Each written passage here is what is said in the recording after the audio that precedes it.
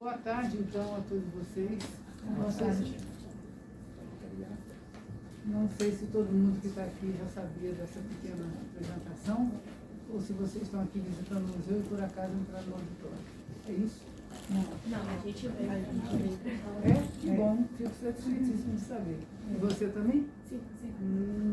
Então, eu vou dizer que meu nome é Heloísa Helena e eu quero saber o nome de vocês. Conheço Lucas, conheço Sabrina, conheço Gabriel, Daniel, Eliane, e aí vocês? Anitta. Anitta, Letícia. Letícia, Bianca. Suzana. Gabriele, Milena. Bom, eu já tive uma boneca chamada Suzana, já tive uma nora chamada Milena. Está todo mundo em casa, né? E tem um sobrinho que chama Lucas, que mora em Minas Gerais. Essa conversa assim, descontraída, é só porque eu queria muito que vocês entendessem a minha situação hoje. Minha voz vai ficar fraquinha de vez em quando, porque eu estou saindo de uma gripe, eu não consigo sair nunca. Já tem 3 semanas e ela não vai embora. Gostou da casa. Então, a gente vai conversar hoje especificamente sobre um pedido que o museu fez, mas não sei se vocês sabem que todos os museus no Brasil foram convidados a fazer a mesma temática, né? Que é exatamente, ela vai passar aí, museus e crise climática. O que será que tem uma coisa a ver com a outra, né? Eu sou museóloga de formação, já virei peça de museu porque já aposentei da UFBA, né, em 2018, e trabalhei no curso de museologia, mas ninguém aqui me pegou como professor no curso, né? E depois, agora eu trabalho também no Rio Grande do Sul, como convidada na Universidade Federal de Santa Maria, que lá tem um curso de mestrado em patrimônio cultural. E eu ajudei a compor o curso no início, a fazer, né, a colocação do curso no MEC, e agora a gente está lutando por um doutorado nessa área também, que é significativamente importante. As pessoas às vezes entendem patrimônio cultural como uma coisa antiga e ultrapassada. E é bem ao contrário, eu gostaria de falar mais disso para vocês. Mas talvez hoje a gente fale mais sobre a questão da crise climática. Vai entrar um pouquinho no patrimônio, mas vai ser um pouquinho diferente. Vocês estão me ouvindo bem direitinho aí? Sim. Só aproximar o microfone um pouquinho, falar mais perto. Assim? Isso. Bom, assim, a hora que eu cansar, eu vou falar assim. Pode passar, por favor, então. A imagem que eu trouxe primeiro é bem chocante. Queria que vocês olhassem bem e tentassem identificar que nicho é esse. Lixão de textos. Lixão de textos, muito bem mesmo. Agora, quem será que faz esse lixão de textos? Vocês jogam roupa fora? Todo mundo aqui? Ninguém joga roupa fora, todo mundo recicla. Passa por irmão, passa por filho, passa por família, filho do vizinho, né? A gente sempre tem alguém a gente pode oferecer alguma coisa que não vira pano de chão quando está ruim, está certo. Pois isso aqui é um chamado à indústria da moda, porque por incrível que pareça, a indústria da moda faz essa loucura. Quer dizer, tudo que poderia ser recondicionado, né, refeito, restaurado, modificado, acaba sendo um lixão desse tamanho e tem gente que vai lá procurar roupa para ver se ainda serve. Ou seja, é um desrespeito com a humanidade, é um desrespeito com as pessoas em geral, com o meio ambiente, porque no fundo, humanidade, pessoas e meio ambiente não tem nada de diferente. A gente aqui é simplesmente um pedaço, uma parte desse meio ambiente. A gente sempre acha, o ser humano, durante séculos e séculos, que nós somos mais poderosos do que a natureza, ou que nós somos mais competentes do que a natureza. Como se a natureza fosse uma coisa e nós fôssemos outra em patamar elevado. Muito ao contrário, agora mesmo falando desse exemplo, eu estou gripada, eu estou com vírus, não sei bem o que é, eu não consigo combater a natureza a ponto de ela me abandonar rapidamente disso aí. Mas estou tentando, com todas as maneiras, né, cuidar do meu organismo. Isso é muito comum, a gente ter o organismo da gente limitado pelas forças da própria natureza. Então, eu costumo sempre lembrar do pensamento de um grande biólogo brasileiro que dizia que nós somos apenas uma das pequenas espécimes no meio de 1 milhão de espécimes. Quer dizer, a gente tem uma quantidade enorme de gente, de insetos e de animais vivendo no planeta. E nós somos só mais um, com condições um pouco diferenciadas. Até bem pouco tempo a gente achava também, muita gente achava, mas eu não, que os animais não tinham grande valor, no sentido de interpretar, de sentir, né? mas os animais sentem tanto quanto nós ou mais. São mais carinhosos, mais afetivos, até mesmo os animais selvagens. Não vou parar aqui para me deter em muitos exemplos, mas me lembro que eu gosto muito de ver esses exemplos. Meus alunos da museologia sempre levavam, quando eles queriam me agradar muito, eles levavam alguma coisa sobre animais em relação ao ser humano. Mas é fantástico. Eu não sei se vocês têm pet em casa, alguém tem? Tem gato, cachorro, periquito, papagaio? Gato, cachorro. Tem também? Cachorro. Ótimo. Quer dar um exemplo do que seu cachorro faz que parece melhor do que um humano?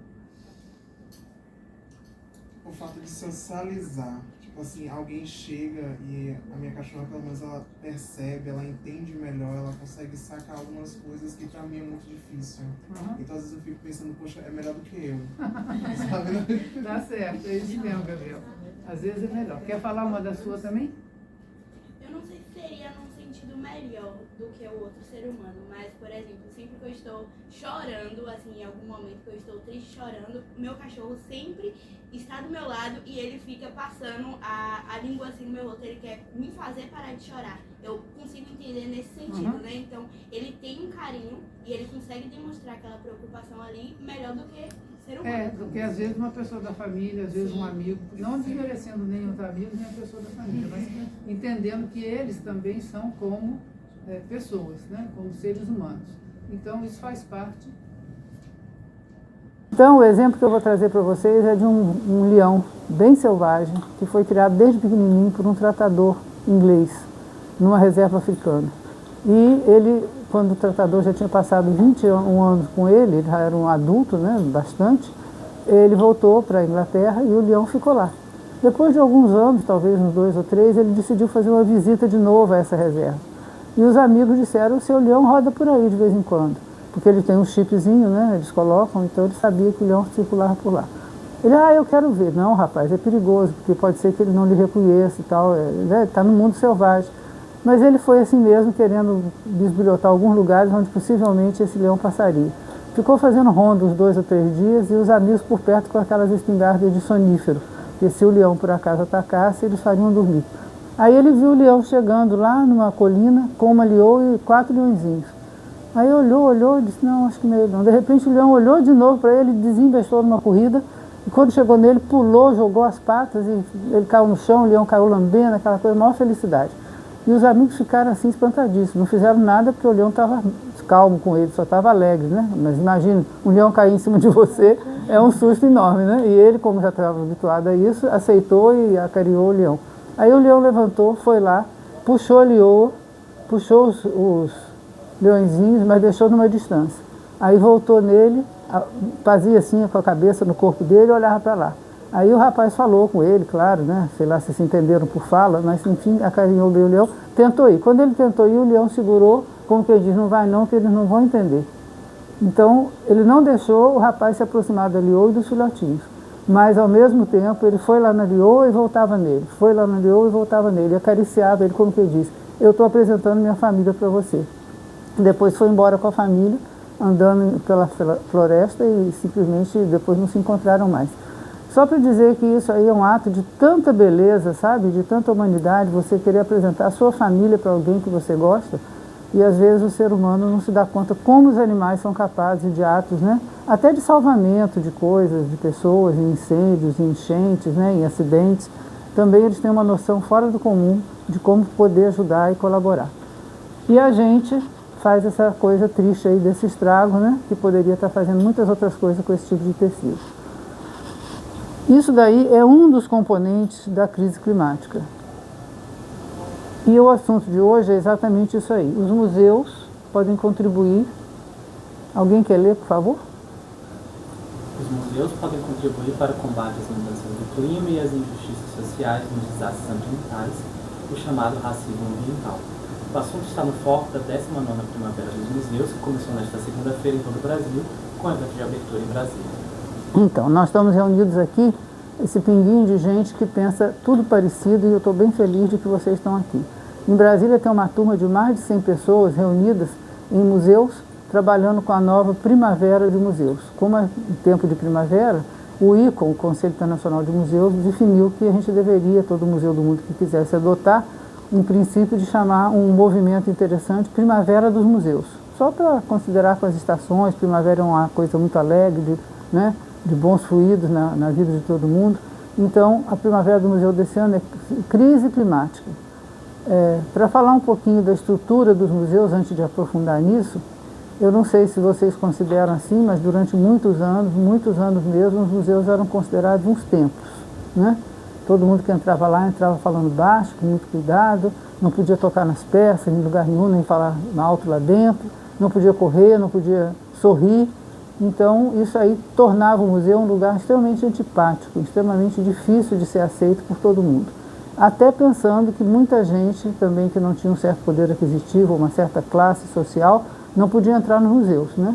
Na Inglaterra tem vários documentos falando sobre isso, lá para os anos 1950, que uma das mulheres mais distintas lá, mulher de um senador, achou bonito um programa de levar pobres ao museu, como se fosse uma coisa tão fenomenal, né? Na verdade, na época era, porque não se admitia. Graças a Deus que isso aí acabou, pelo menos em grande parte. Mas faziam toda uma estrutura, compravam roupa para as pessoas, sapato, e traziam livros para explicar coisas, para poder as pessoas irem para o museu organizadas, e não com a sua roupa do cotidiano, nem aceita do jeito que ela era, que ela foi. Então isso tudo marcou uma história longa de separação, né, de classes dentro do museu considerado só para elite, e é uma história muito longa e muito triste, mas era a época, a gente não pode fugir a certos fatos de uma época, né, de costumes de uma época, assim como são as guerras, assim como está acontecendo hoje com tanta coisa errada ainda também, apesar de dizermos que somos evoluídos. Só um minutinho, por favor. Oi, meu filho, eu estou com... E então, depois de um certo tempo, lá pelos anos de 1950, nós começamos a abrir cada vez mais a ideia de que o museu devia ser um local educativo. E essa educação era mais ou menos para bons hábitos. Ninguém falava de ambiente, nessa altura ninguém falava disso. Nem pensava que poderia existir uma situação de crise climática, né? Boa tarde. Bem-vindas. Obrigada. Boa tarde, perdão. Imagina. A gente mal começou a conversar sobre como o museu é chato. Oi, chega pra cá um pouquinho. Você não acha o museu chato? Não. É sério? Todo mundo aqui acha. Que absurdo. Que absurdo, né? Tá vendo? Mais uma componente para o nosso grupo, graças a Deus. É que eu estava explicando como os museus eram muito retrógrados no início para o que tem hoje na nossa época, para poder começar a falar de quando começou a se introduzir a ideia da crise climática. Então, eu comecei a dizer que o museu era realmente muito conservador, essa palavra estranha, né, que diz que todo mundo que fica mantendo o pé sempre no mesmo lugar, da mesma maneira, vira conservador. O museu fazia bem isso, né? As pessoas que tinham que visitar o museu tinham que se arrumar. Até há muito pouco tempo, quando eu me formei em museologia, mais ou menos pouco tempo, a gente ouvia dizer que pessoas que não iam ao museu porque não tinham roupa devida. Ah, não tem roupa adequada para visitar o museu. Isso é um absurdo, né? Não faz sentido, mas existia esse parâmetro complicado. Então, falar de crise climática é uma coisa super, super atual, e os museus estão se tornando cada vez mais partes do desenvolvimento social que nós precisamos ter. Agora, o museu não tem só como objetivo olhar para os objetos que estão lá, mas os objetos que contam histórias e que podem ajudar a sociedade ao redor daquele museu a se tornar melhor em algum momento. Será que isso é verdade, professor? Eu vejo tanto museu aí pequenininho que não faz muita coisa. Cada um tem seu limite, né? Nós pelo menos temos abertura, muita abertura, para falar que os museus agora conseguem trabalhar com outros temas e conseguem abrir portas e janelas.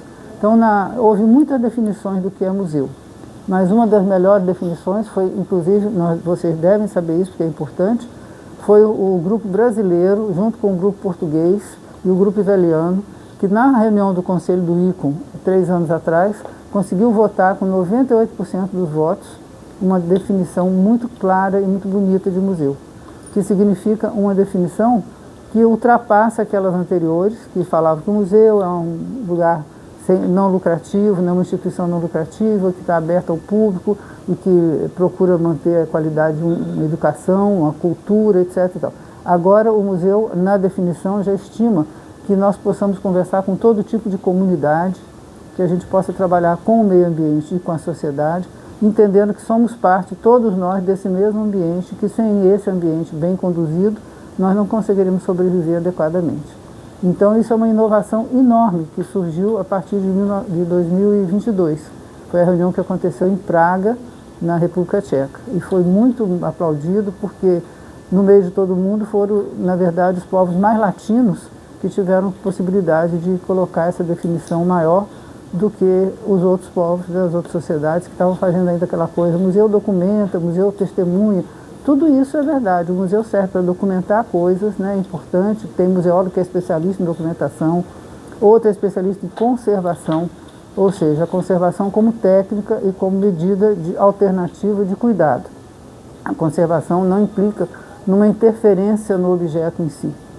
A conservação seria assim, profilática, né? Você olhar o lugar onde está guardando as coisas, você saber como limpar, como não limpar, se não estraga, né? Você não pode mexer no objeto tal qual ele é, você pode simplesmente limpá-lo e deixá-lo acessível ao público da maneira como ele foi criado. Já a restauração passa por um outro sistema, que seria uma operação plástica sobre o objeto, porque a restauração implica que você muda um pouco alguma característica para salvar o restante daquele objeto. Aqui na Bahia, vocês podem ver uma coisa muito bem feita e restaurada no Museu de Arqueologia da UFBA, que os vasos grandes indígenas foram partidos em algum momento, talvez no transporte, talvez já encontraram assim no chão, na terra. Então criaram uma nova cerâmica que é distinta de cor e de textura. Então você sabe que é o antigo e que é o moderno, para poder manter o objeto em pé, né, na posição. Então esses três conceitos são muito importantes, porque um conceito maior do que todos esses é preservar. Preservar significa que você está olhando além do museu em si, além do objeto em si. Boa tarde.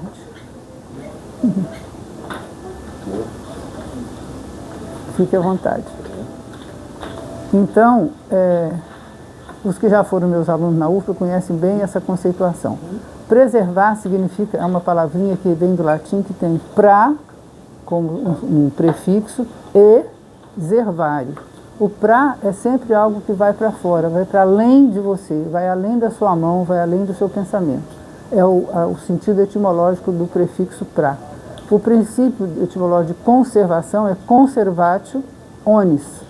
Então, conservação é uma coisa só, é para uma coisa só. Onis é individual, individualista. Então, você vai conservar aquilo de uma maneira sempre igual. Então, por causa disso, a gente começou a entender que a preservação seria o que vocês estão fazendo aqui hoje comigo.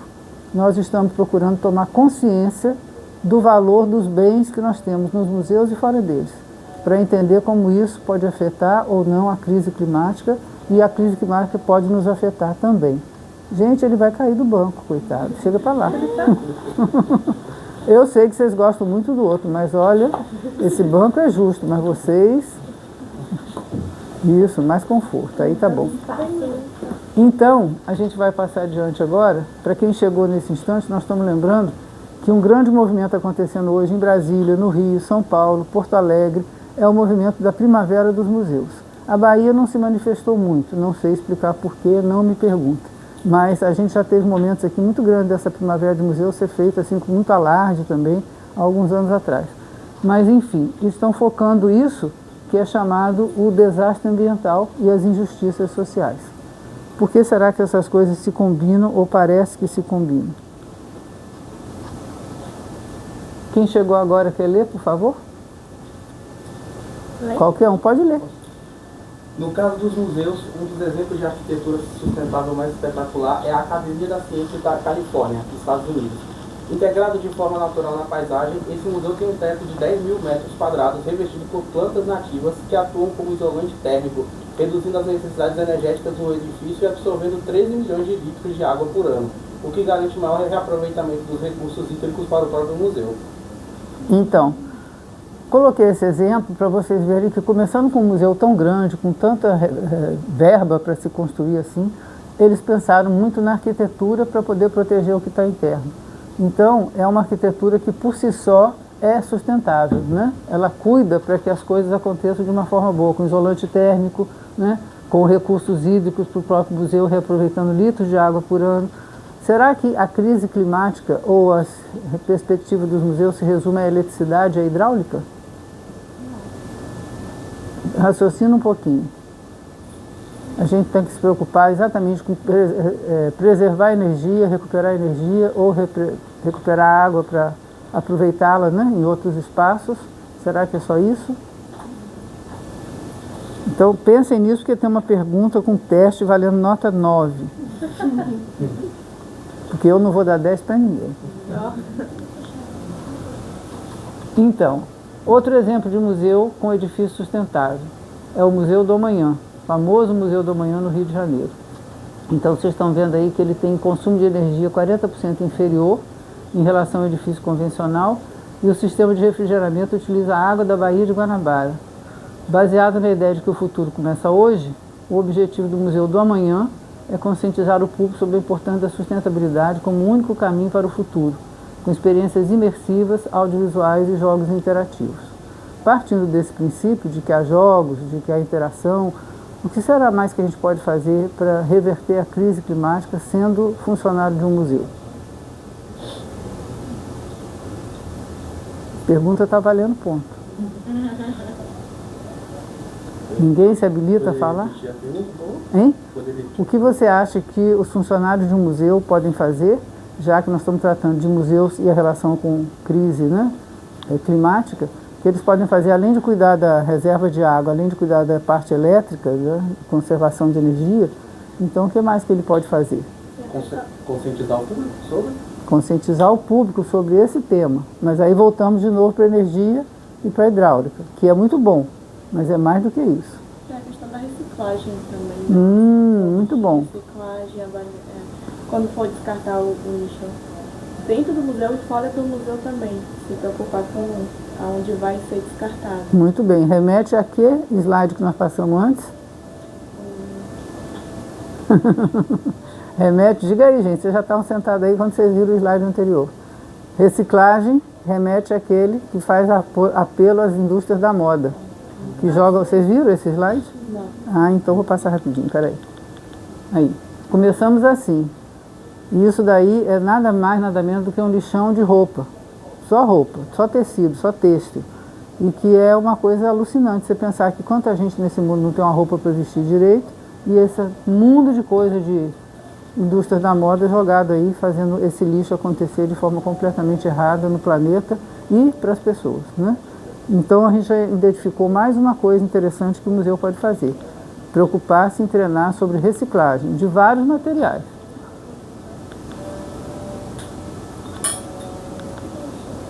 Da mesma forma, olha só, não se trata apenas de melhorar a sua eficiência energética. Quer ler?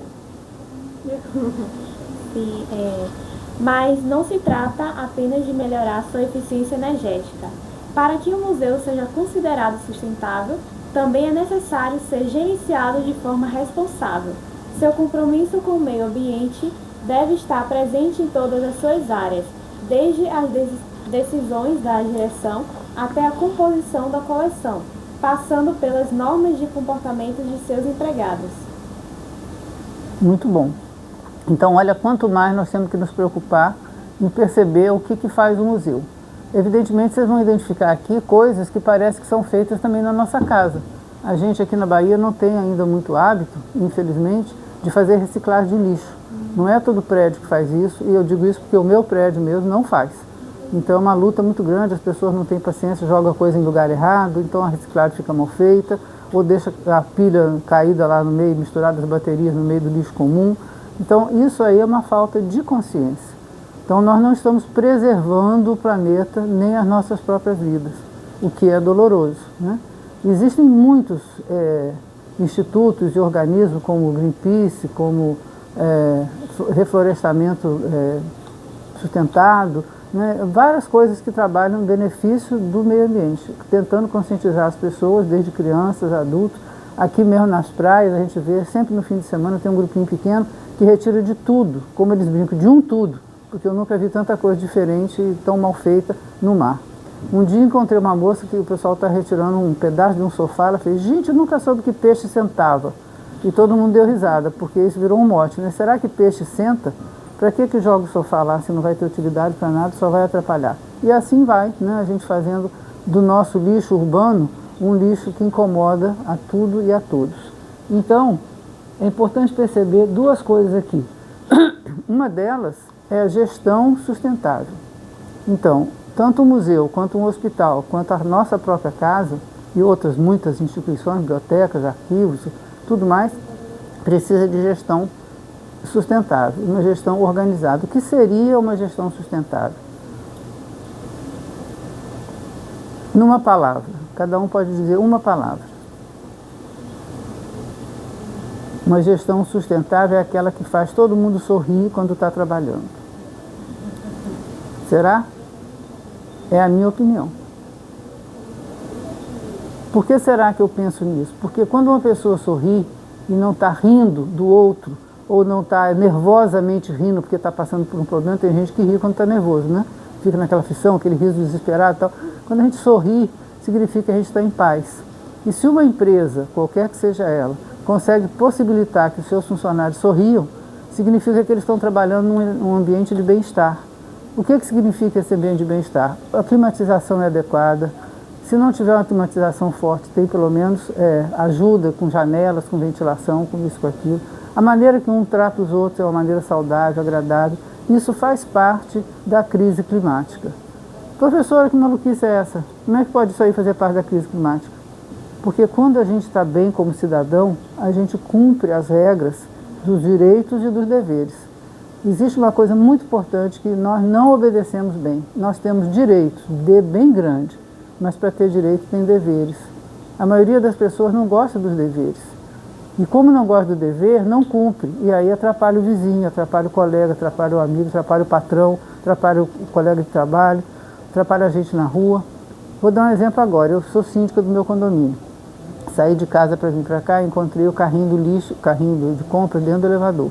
É uma coisa que é super inconveniente, né? Porque a pessoa vai entrar no elevador, está aquele carrinho de compra lá, com cheiro de coisas que comprou e tal.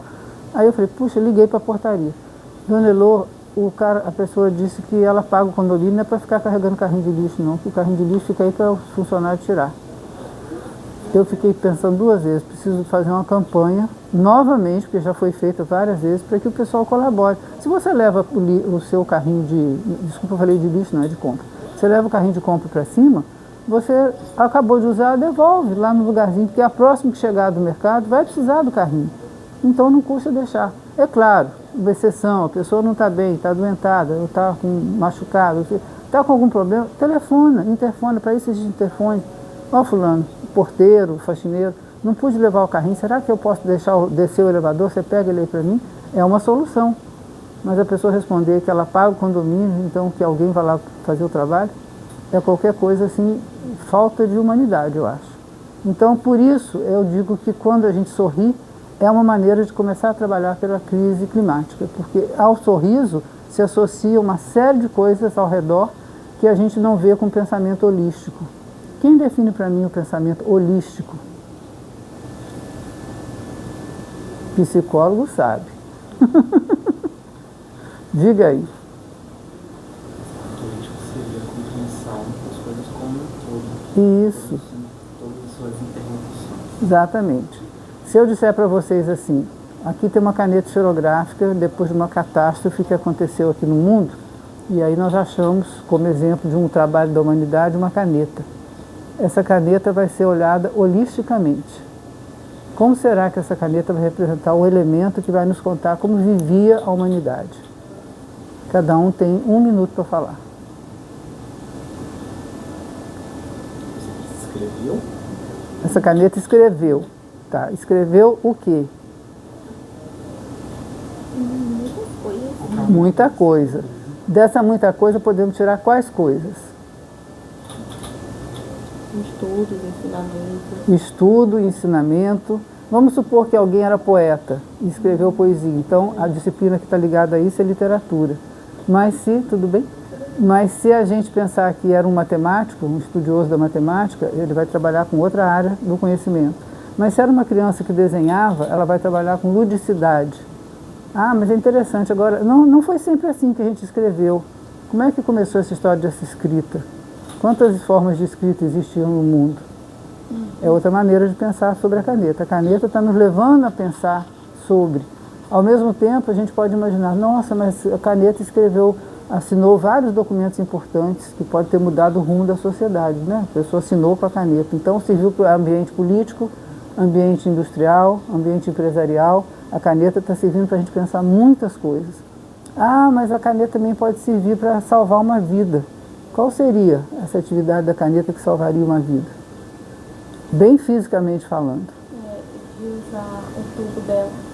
Sim, a gente pode tirar tudo dentro e fazer dela um instrumento de traqueotomia para uma pessoa respirar e conseguir continuar vivendo. Então, a área da medicina utilizou a caneta como instrumento médico.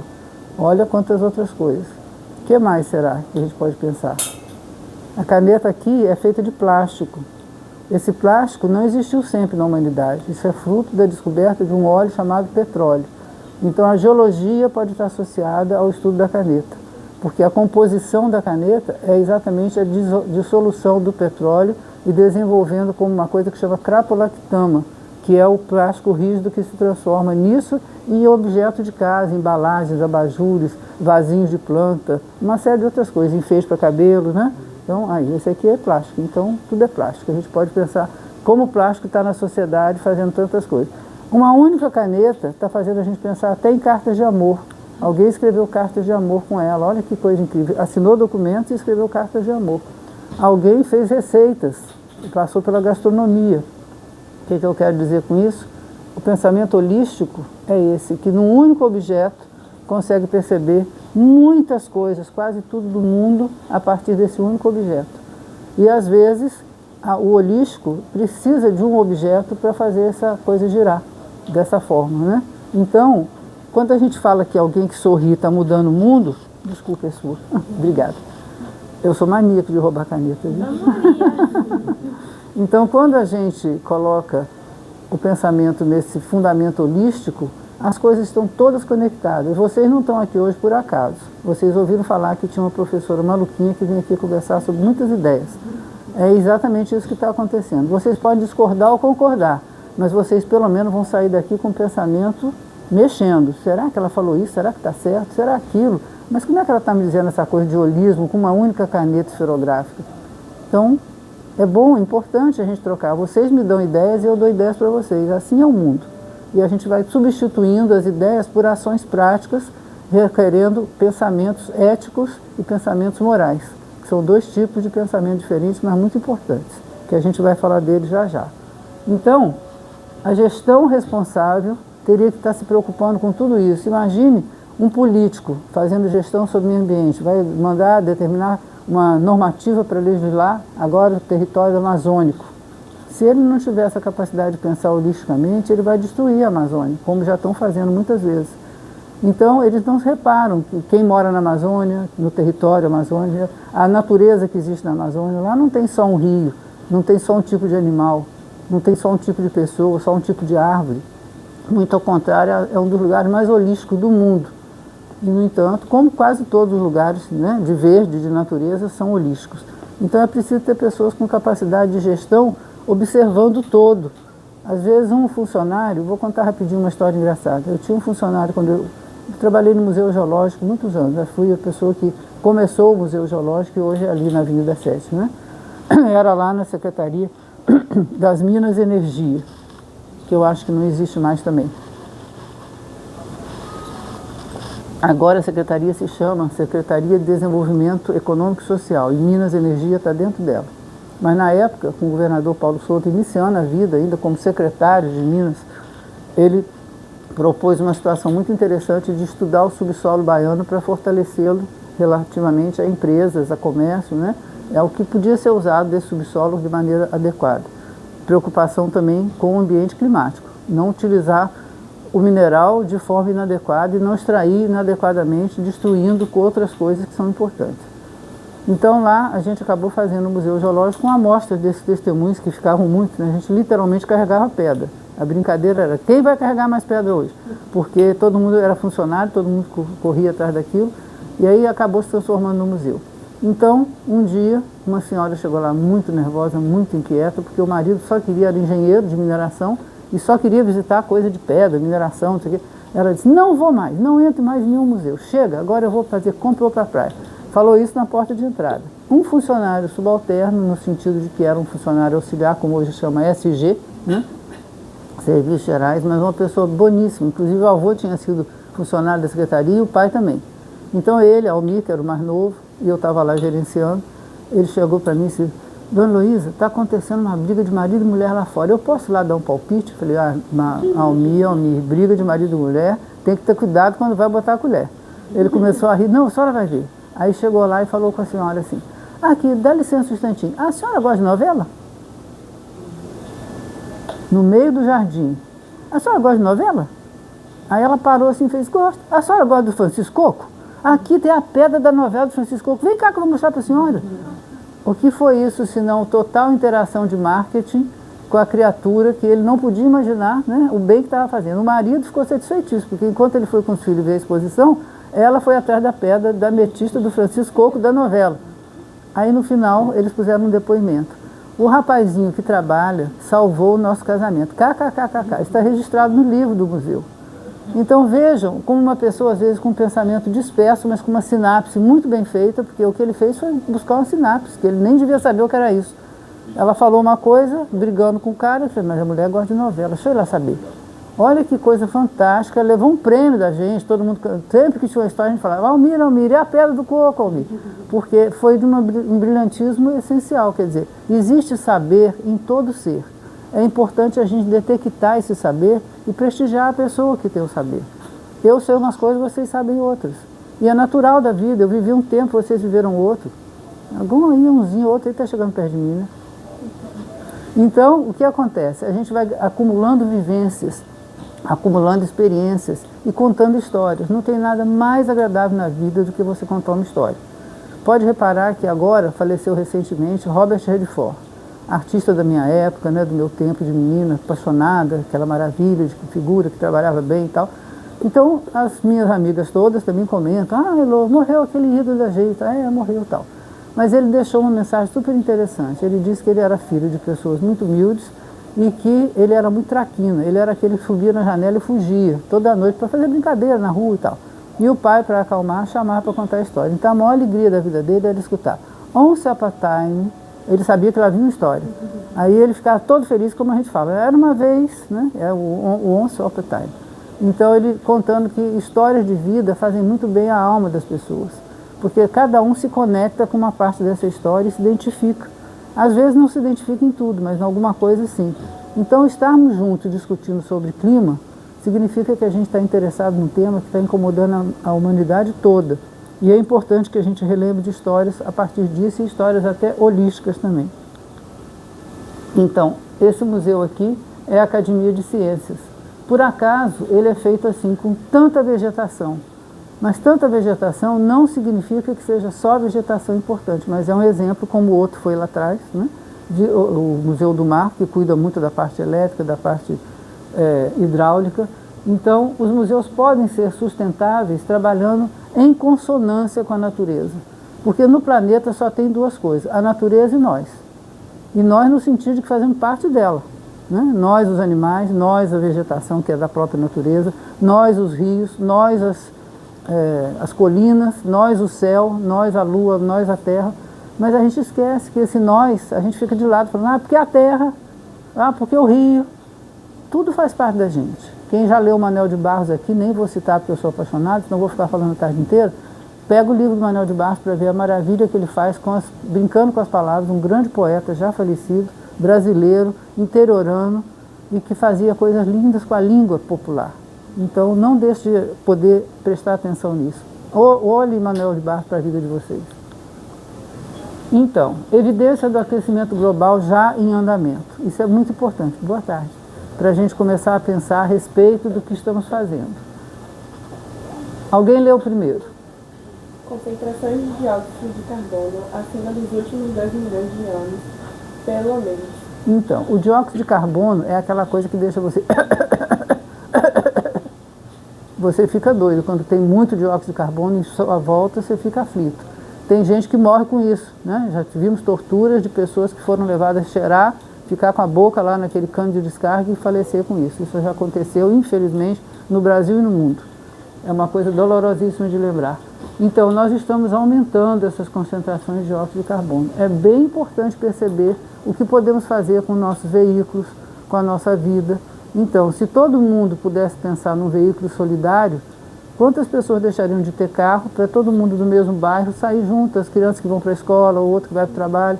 Eu já pratiquei muito isso na minha vida quando eu estudei no Canadá, porque eles são muito fortes com isso. Eles consideram a vizinhança toda um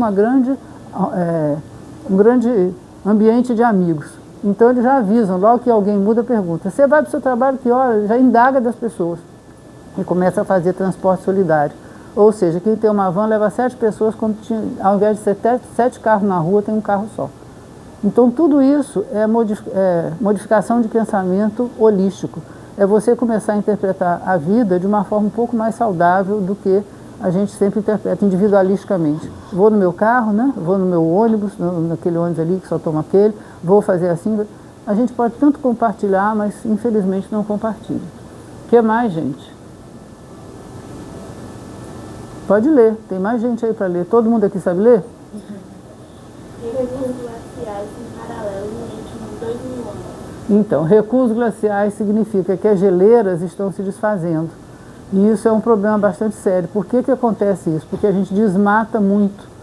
A floresta tem um papel fundamental, os bosques, cidade sem praça, cidade sem árvore, é uma coisa muito triste, porque esquenta muito, e quando esquenta muito, mesmo estando longe às vezes daqui, a gente está longe da praia, né? Praia relativamente.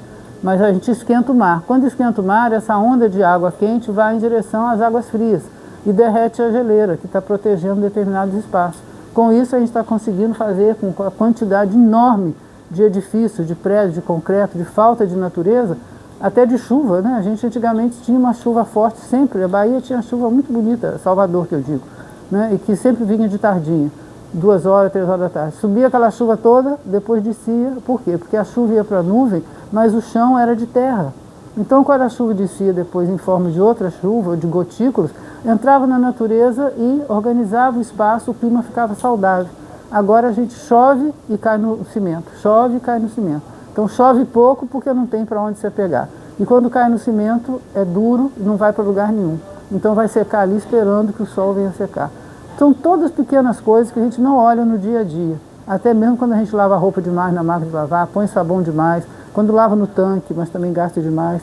Então, tudo isso é conscientização para o clima que está trazendo maldade para a gente. A última década mais quente do que qualquer outro período dos últimos 125 mil anos. Constatação do nosso sistema de clima, meteorologia. Nós estamos vivendo a última década mais quente do que qualquer outro período. Imagina, de 125 mil anos. Nem eu tinha pensado nisso. E fui pensar porque tinha que falar com vocês a respeito. Então, é bom a gente parar para pensar. O nível do mar aumentando mais rápido que qualquer século dos últimos 3.000 anos. Porque existem estatísticas, por isso que eles podem fazer essa soma e interpretar. Cobertura de gelo ártico de verão menor do que em qualquer período nos últimos 1.000 anos. É exatamente isso. A mesma coisa que acontece com a geleira, acontece aqui. A cobertura do gelo ártico, ele está desaparecendo. Então os pinguins vão morrendo, vão fugindo dos seus lugares, as focas, os leões marinhos estão aflitos, porque são animais que recebem esse frio para poder se manter bem, porque eles são gordurosos, eles têm pele quente. Se eles ficarem todo o tempo no calor, eles não aguentam. E a gente está destruindo o habitat deles.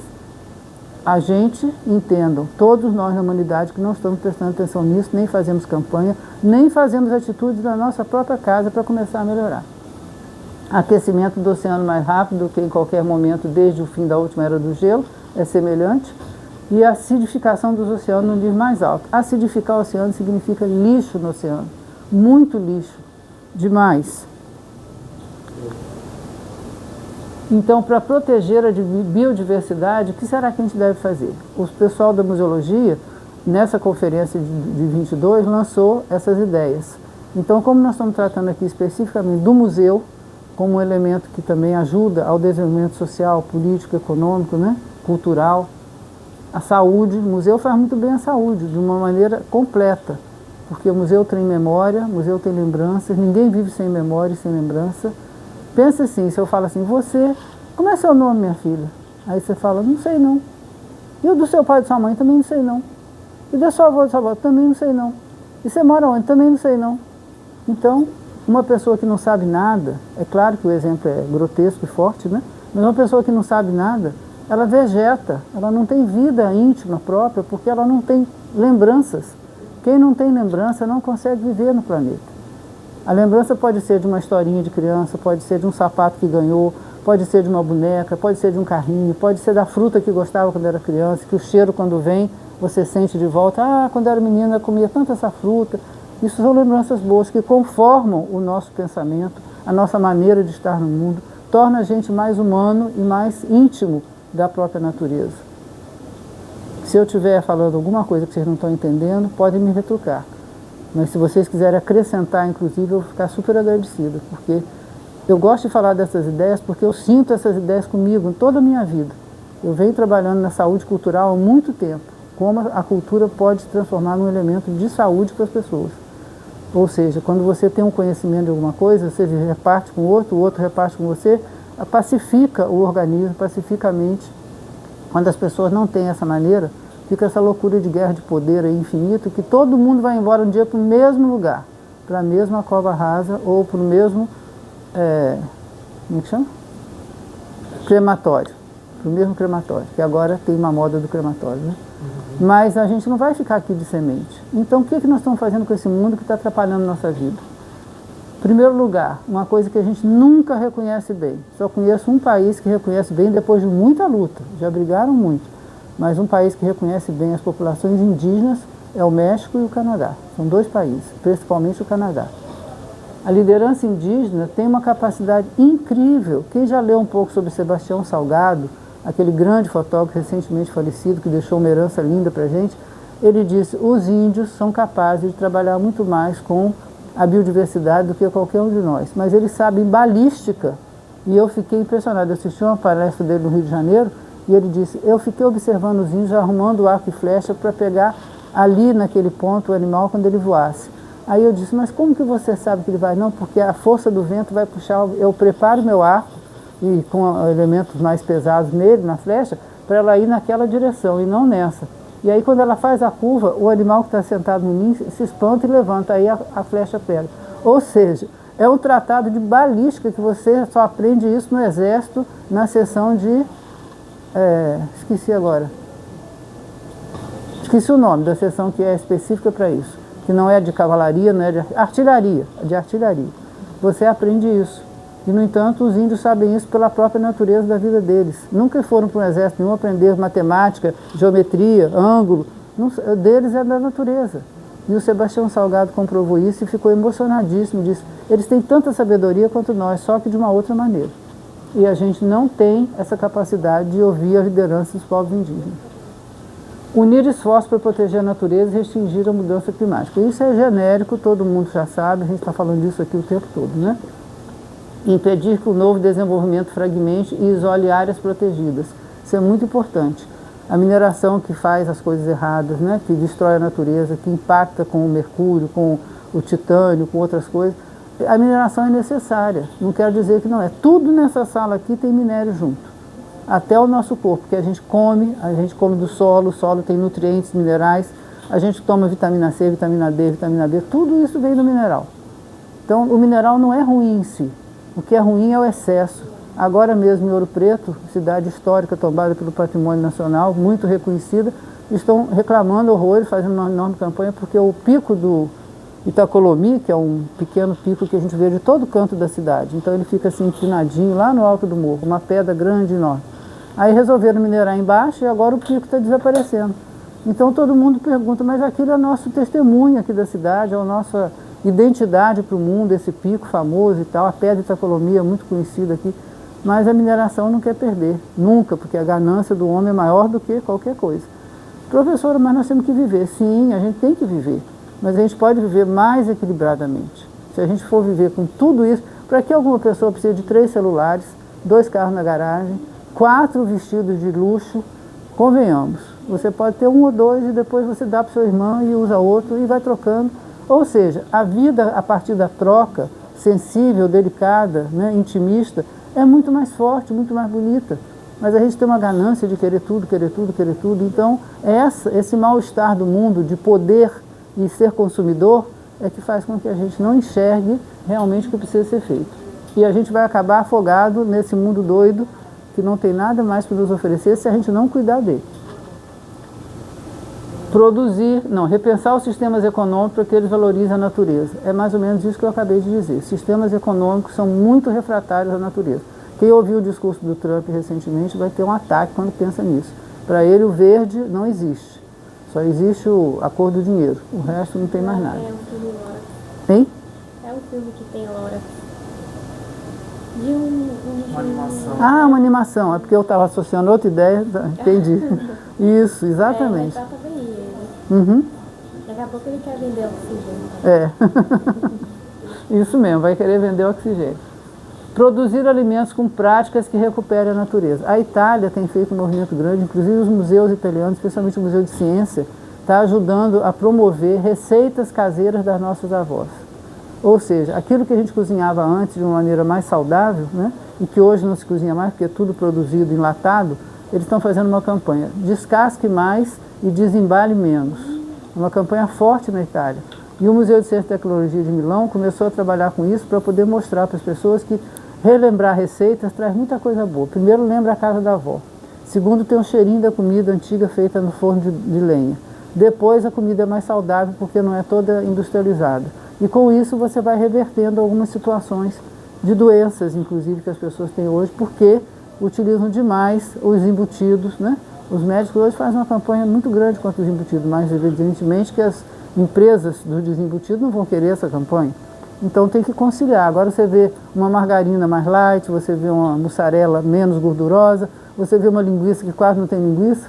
Então a gente sabe que agora estão tentando modificar. Mas mesmo assim ainda é muito devagar, porque o ser humano tem pouco tempo na vida terrestre para se apropriar bem dessas coisas, o que é doloroso.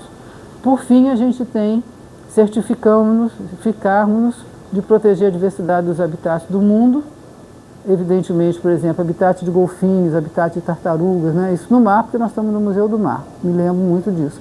Mas pode ser habitat de urso, pode ser habitat de raposa, pode ser habitat de cabrito, tem muitos lugares próprios para esses animais viverem, que às vezes a indústria do leite, do queijo, de tudo mais, interrompe e atrapalha e não fica bem.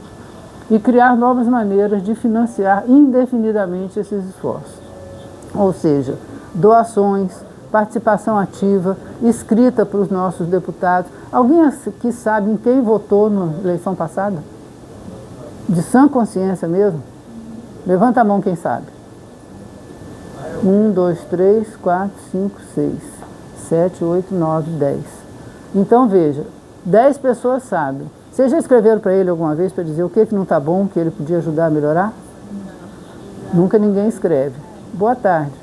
Vocês já falaram, por exemplo, através do chat da Câmara de Deputados ou do Senado, para pedir a esses deputados, senadores que vocês votaram, que você é um eleitor, que ele merece ouvir sua opinião.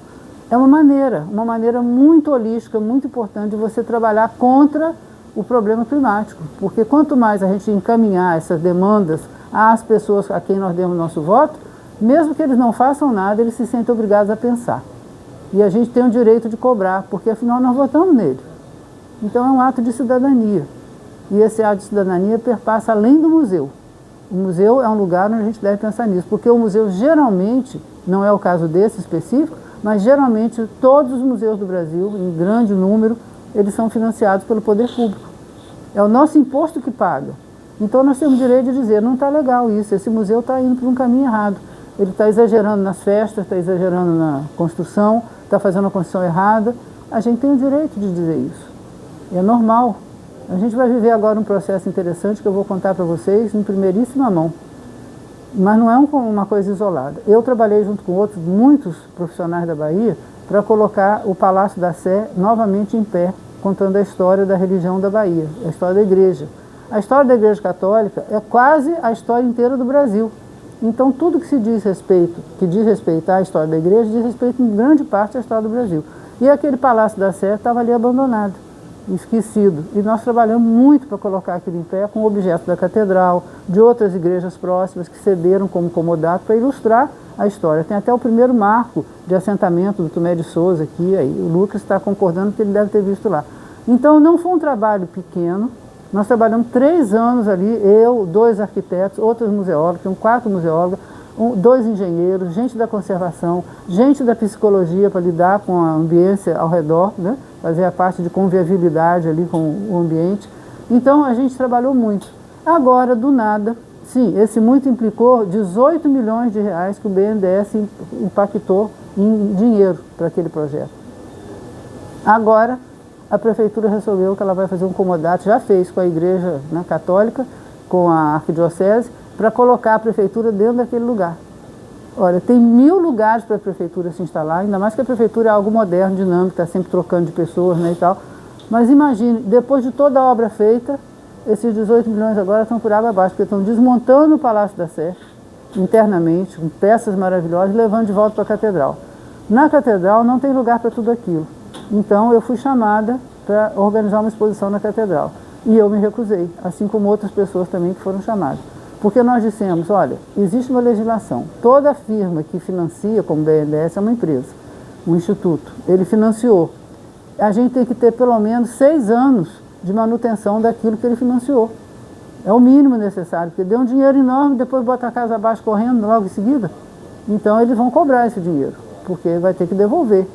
E aí o que a gente faz? A gente aceita calmamente, placidamente, a maioria da população que não entende isso, que a prefeitura mude para lá.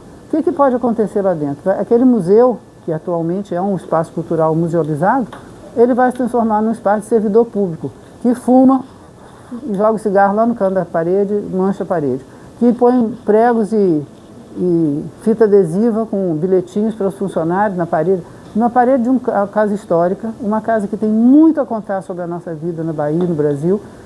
Tira a necessidade disso? Não tinha. Tem muito lugar na Cidade Baixa, tem prédios e prédios. Mais para o lado do Iguatemi tem prédios e prédios que a prefeitura podia escolher um se instalar inteirinha, com todo conforto, ar climatizado, com tudo. Mas aí, para ficar bonito, ficar dentro de um patrimônio, vai ficar ali. Quer dizer, ficou bonito ficar dentro do patrimônio. Mas como? Em que condições? O patrimônio está sendo acabado, todo o trabalho de uma equipe enorme foi para lá por água abaixo. Quem vai ver esses objetos agora? Ninguém, porque vai ficar muito tempo guardado em caixas e em depósitos, porque não tem lugar para colocar. Existia um raciocínio lógico para contar a história ali, agora não tem mais raciocínio, está tudo na caixa.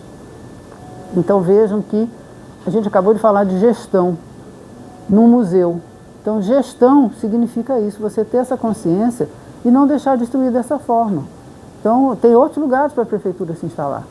Mas aí vai um pouco da vaidade pessoal de estar num prédio, naquele centro histórico, né, tal, achando... Monsenhor David fez isso no século XVII. Pois é, agora eu vou ficar num prédio do Monsenhor David. Então, são essas coisas que incomodam profundamente a gente e que, às vezes, nossa voz não é suficiente para melhorar a situação. Um exemplo, né, no estado brasileiro do Pará, constatou-se que as florestas podem viver mais em pé do que se forem derrubadas. Claro, elas têm oxigênio, elas têm frutificação, elas têm sombra, aconchego, reserva umidade. Então a floresta é um bem necessário, não é para ficar destruindo floresta torta e direito.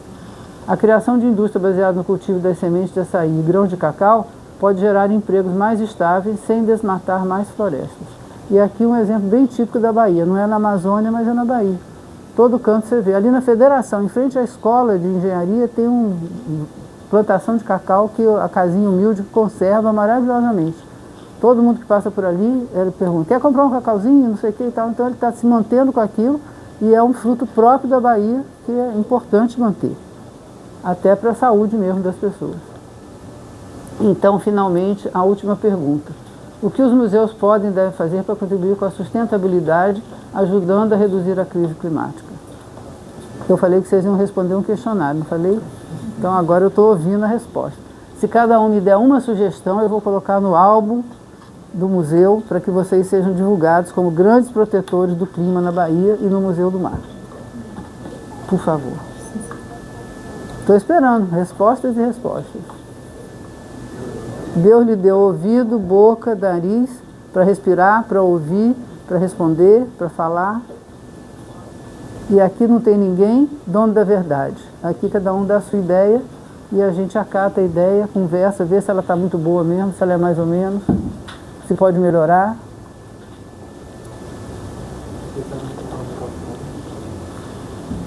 Eu não acredito que vocês ficaram com medo de mim agora. Na palestra, Muito bem, parabéns, pode falar. na palestra de segunda-feira falou sobre os resíduos testes, né? Eu achei muito interessante, mas tem muitas pessoas que não têm conhecimento e não sabem como reutilizar. Então acho que seria legal, tipo, uma oficina assim, que ensinasse a gente a reutilizar, ensinando a fazer costuras e ideias do que a gente pode construir a partir daquele resíduo. Então, como é mesmo seu nome? Manuela. Manuela, muito prazer, muito obrigada. Deu uma excelente contribuição. Ela falou do fato de a gente poder criar, por exemplo, dentro dos museus, uma indústria têxtil pequena, uma oficina. Evidentemente que nem todo museu comporta esse tipo de movimento, mas o que seria interessante? O Museu do Traje do Têxtil, lá do Henriqueta Catarina, no Garcia, é um museu muito apropriado para ensinar várias pessoas a costurar. Eu nem iria lá, porque eu não faço nada, eu só sei pregar botão. Então, seria ótimo de a gente aprender a costurar, manter uma atividade antiga, bonita, né, que está se perdendo, com tanta indústria têxtil aí passando na nossa frente. Mas o que o Museu do Mar podia fazer com isso? Ensinar as pessoas a reciclar os trajes que eles usam no mar, que é de borracha, que é de silicone, né, que é de alguns de tecido também. Acredito eu que se estraga rápido. Pois é, muita gente não sabe o que fazer com os trajes que usa para mergulho, né, para natação.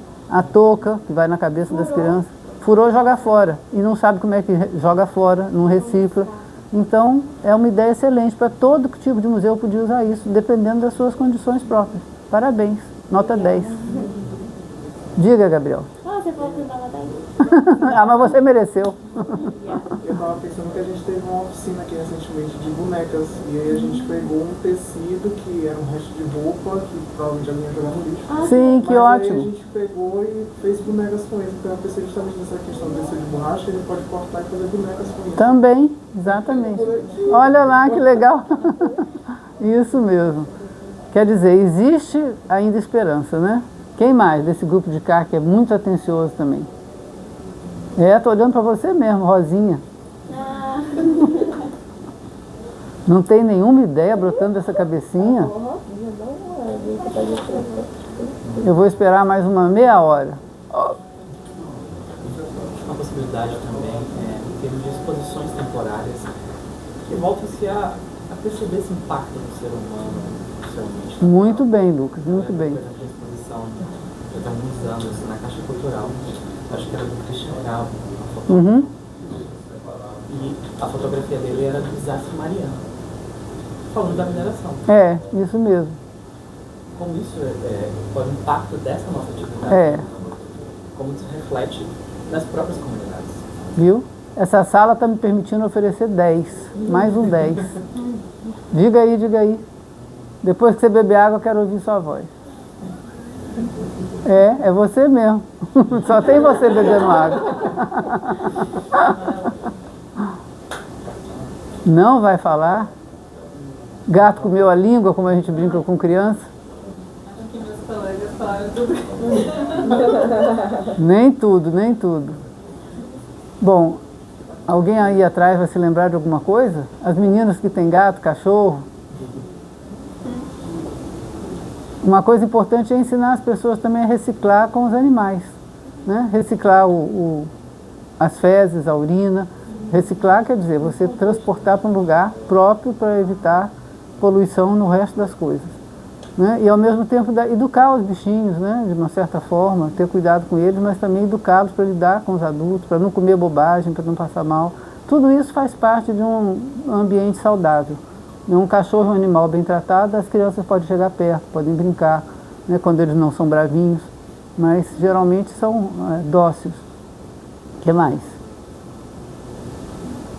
Incentivo, já que falou dos animais, incentivo a plantar, fazer horta.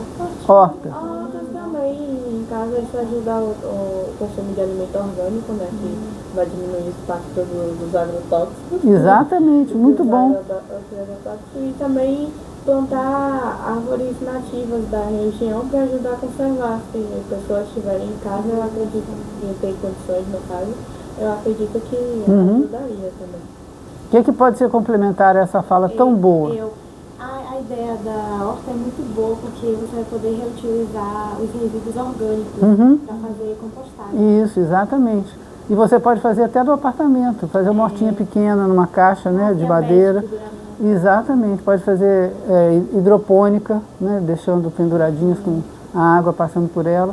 Então, moro em apartamento, não posso ter horta. Pode, sim, pequena que seja, né?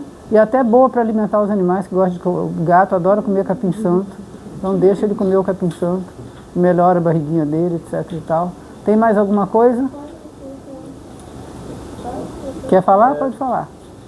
Você estava sobre montar uma exposição, eu estava pensando se poderia tentar montar uma exposição para mostrar às pessoas sobre o efeito que o descarte, por exemplo, do plástico inadequado e outros que podem causar no oceano. Eu lembro que quando eu fui no projeto Tamar, lá em Aracaju, tinha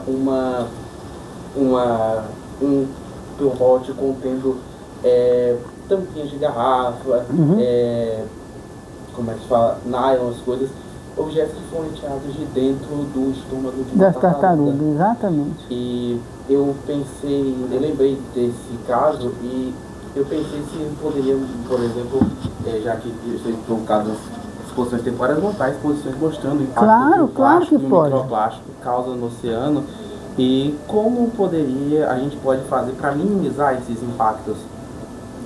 Olha, a gente não só pode como deve. Repara só, aqui, uma tartaruga com plástico e uma ave, é que ele não ficou muito nítida. Tudo isso aqui é dejeto, tampinha, plástico, saco plástico, tampinha de refrigerante, pedaço de papel, tudo no estômago do pássaro. Claro que ele só pode morrer, não tem outra solução, engolindo aquilo tudo. Gente, eu quero dizer, se ninguém tem mais nada a acrescentar a essas ideias ótimas, que vocês não percam os seus sonhos. Esse museu foi feito à base de um grande sonho. Como todo mundo já deve ter ouvido falar, o Aleixo Belov não sabia nada do mar e um belo dia ele descobriu o mar quando veio com os pais, pequenininho, aqui para a Bahia. E a partir disso ele sonhou que ele podia ganhar o mundo através do mar. Ele estudou línguas, ele estudou artes marciais para poder viajar sem perigo de ter que usar armas, né? Quando tivesse algum ataque de pirata, alguma coisa, que isso pode ocorrer. Ele conseguiu ter coragem e força para viajar inúmeras vezes sozinho e outras vezes com grupos de alunos a quem ele queria passar esse conhecimento dele. Ou seja, ele sonhou em ser um grande comandante do mar e ao mesmo tempo ele quis passar isso para outros alunos que poderiam ter também a mesma intenção, o mesmo desejo, né, o mesmo objetivo. Então ele não só foi um sonhador, como ele repassou o sonho e fez o sonho de muita gente acontecer, até mesmo das pessoas que hoje trabalham no museu, que ficam vendo esse exemplo de vida forte, né? Aos 82 anos está aí voltando da Rússia, de um clima danado, está no mar, está fazendo aquilo que ele gosta. Não perca essa chance de sonhar e de realizar seus sonhos. Todo museu nasce de um grande sonho. Raramente o museu é uma coisa que nasce assim, vamos inventar um museu aqui porque precisa disso. Não, nasce de um sonho de alguém. Um sonho que é uma exposição, outra exposição, um sonho que é reciclagem, sempre tem alguém que sonha e realiza. E a duras penas, não é fácil não, é coisa bem complicadinha. Então acho que vocês estão no caminho, se vocês continuarem sonhando e frequentando coisas boas. Não quero dizer que isso aqui foi muito bom, mas uma coisa boa é a gente dialogar. Então, muito obrigado por terem vindo. Eu estou melhor da minha gripe só de ver vocês aqui.